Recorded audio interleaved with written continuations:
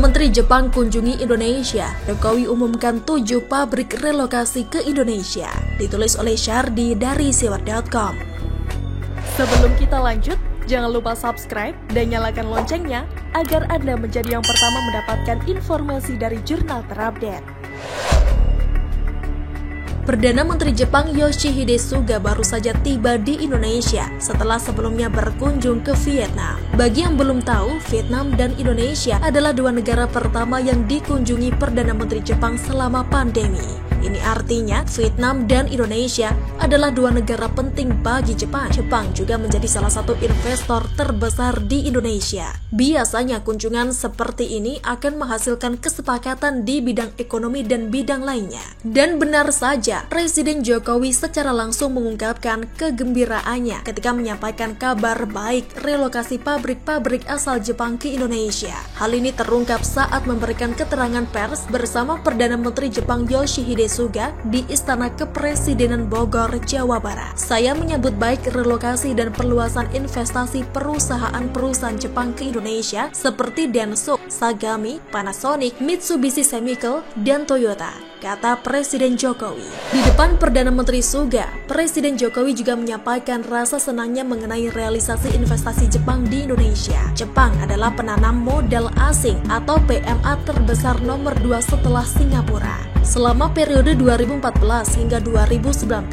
investasi Jepang mencapai 25,2 miliar dolar Amerika Serikat atau senilai 365,4 triliun rupiah. Saat ini sebanyak 7 perusahaan Jepang yang telah memastikan relokasi pabriknya ke Indonesia.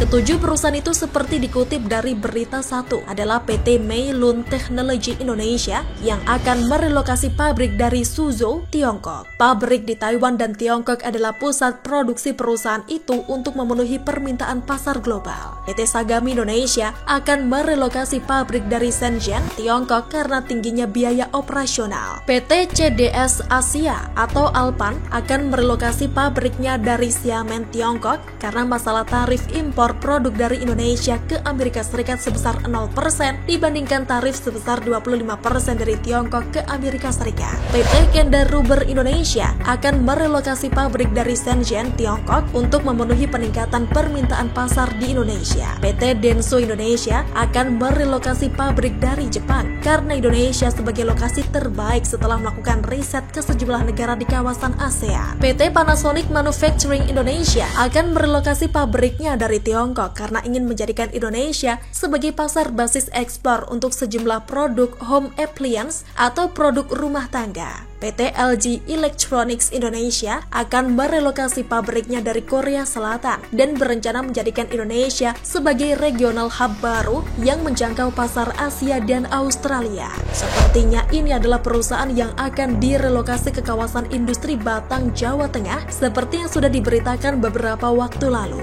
Hanya saja, kunjungan Perdana Menteri Jepang seolah mengukuhkan kepastian ini. Perlu pembaca ketahui, 7 perusahaan ini berhasil digait masuk ke Indonesia karena Jokowi belajar dari tidak adanya satu perusahaan asing pun dari 33 perusahaan yang masuk ke Indonesia beberapa waktu sebelumnya. 23 perusahaan lari ke Vietnam, sisanya lari ke Thailand, Malaysia, dan Kamboja. Kepala Badan Koordinasi Penanaman Modal atau BKPM menjelaskan proses menarik investasi dari 7 perusahaan ini dilakukan secara intensif dengan membentuk tim satuan tugas atau satgas khusus relokasi investasi, lalu mengawal perizinan perusahaan mulai dari kementerian atau lembaga terkait hingga pemerintah daerah. Istilahnya mengetuk pintu perusahaan satu persatu dan mengawal dari awal hingga akhir. Inilah sebabnya kalau dikawal dengan baik, banyak investor yang berniat menanamkan modalnya ke Indonesia. Selama ini semuanya terhalang oleh proses yang luar biasa rumit, birokrasi yang luar biasa kusut, dan pungutan-pungutan tak jelas untuk melicinkan proses investasi. Belum mulai bisnis saja, kantong sudah bolong di mana-mana. Relokasi ini terjadi sebelum penerapan Undang-Undang Cipta Kerja, Tapi apa yang dilakukan pemerintah untuk merayu ke-7 perusahaan tersebut pindah ke Indonesia mirip dengan apa yang akan dilakukan undang-undang tersebut, memudahkan proses investasi. Jadi bisa dibayangkan berapa banyak perusahaan lain yang bakal menanamkan modalnya di sini dan berapa banyak penyerapan lapangan kerja dan perputaran ekonominya. Kabarnya, seratusan perusahaan lain juga siap masuk dengan catatan tidak dipersulit seperti dulu. Intinya, good job buat Pak Jokowi. Peduli amat yang menolak ini. Kalau mereka ditawari kerja juga tak akan menolak. Apalagi kalau sudah sesak napas tak bekerja selama berbulan-bulan. Indonesia negara besar, letak strategis, harusnya menjadi negara berbasis manufaktur dan menjadi supply chain besar berskala global sejak dulu. Demo Omnibus Law Jokowi diahokkan, ditulis oleh Asarullah Hagu dari Siver.com. Sebelum kita lanjut, jangan lupa subscribe dan nyalakan loncengnya agar Anda menjadi yang pertama mendapatkan informasi dari jurnal terupdate. Omnibus Law disahkan, buruh membara, provokator bersorak, gemuruh penyusup masuk, rusuh, para penunggang demo bereaksi, aksi buruh ditunggangi, pucuk dicinta ulam tiba, momen menghantam Jokowi datang, skenario pemunduran Jokowi diluncurkan. Diawali dengan mogok buruh secara nasional 3 hari berturut-turut. Target 5 juta buruh demo di seluruh negeri tumpah ruah di jalan. Seluruh jalan, sudut kota, depan istana, depan DPR, seluruh kota-kota besar dipenuhi demo. Demo di mana-mana, seruan tolak Omnibus Law berubah. Para sponsor demo bersemangat, nasi bungkus dan amplop meluncur. Kolaborasi pengusaha hitam, mafia, koruptor, para mantan ikut bereaksi. Saatnya tiba, demo sambung menyambung. Jokowi harus disingkirkan. Omnibus Law harus dicabut. Omnibus membuat para mafia mati lemas. Kekuasaan kerajaan kepala daerah tersunat. Kalkulasi pendemo berdering. Watak Jokowi yang keras kepala mustahil mengeluarkan perpu.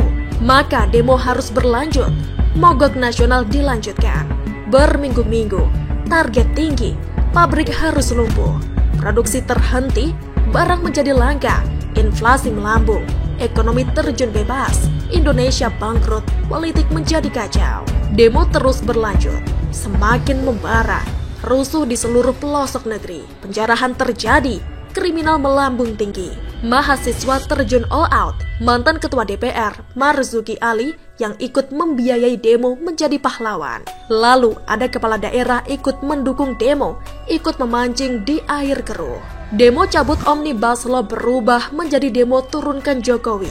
Pentolan kami tampil memimpin demo, kami ikut menebeng mahasiswa. Strategi Amin Rais 1998 diulangi, menebeng dan merecoki mahasiswa. Muncul pahlawan kesiangan. Barangkali ada jenderal muncul, haus kekuasaan, ingin menjadi presiden-presidenan. Skenario dibalik demo dieksekusi. Suasana mencekam, pasukan 212 yang sudah terlatih berdemo terjun ke lapangan. Disusul pasukan elit demo FPI, GNPF diterjunkan. Demo bertambah besar, membesar, dan membesar.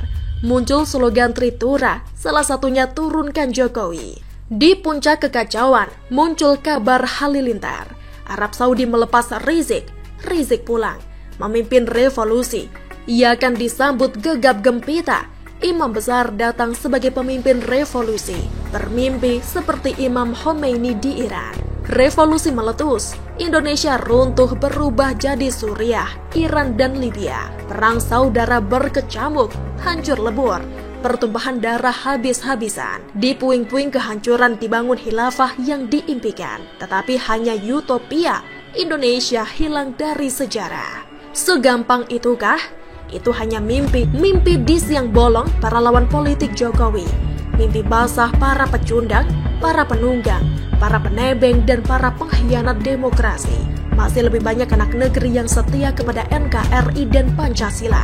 Itulah sebabnya kaum buruh pun cepat sadar, buruh ternyata sangat mudah disusupi, buruh sangat mudah ditebeng, buruh ternyata dijadikan menjadi alat. Buruh sadar, langsung berhenti demo, KSPI berubah pahlawan, menggugat Omnibus Law di Mahkamah Konstitusi. Mahasiswa juga mulai ragu, banyak yang termakan hoax. Ternyata tidak membaca teks asli Omnibus Law, yang dibaca hoax yang berseliweran. Memalukan. Para pemilik pabrik ternyata tidak panik. Mereka tidak kabur, sudah kebal di demo, sudah kebal mogok, tenang-tenang saja. Menunggu situasi kondusif, lalu pabrik jalan lagi. Aparat keamanan bersiaga tinggi, dedikasi polisi dan tentara mengawal demo luar biasa. Adu domba Polri dan TNI tak laku. Polisi bertindak cepat menangkap dan mengamankan para provokator dan perusuh. Tidak ada tempat bagi perusuh. Masyarakat Indonesia percaya kepada Panglima TNI Hadi Cahyanto dengan 400 ribuan tentara pembela negeri.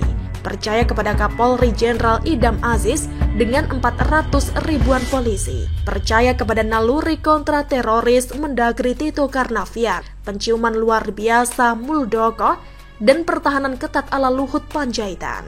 Para pecundang akan mudah ditebas. Hari ini ada lagi demo-demoan yang sok gagah-gagahan. Saksikanlah para ahli demo 212, PA212, GNPF, anak NKRI bereaksi. Namun biarlah mereka berdemo, syukuri mereka berdemo. Berkat mereka kita semakin kebal melihat demo. Masyarakat Indonesia sudah terlatih menyaksikan demo. Rakyat Indonesia kini tidak panik soal demo. Demo adalah bagian dari demokrasi. Tidak ada yang perlu ditakutkan.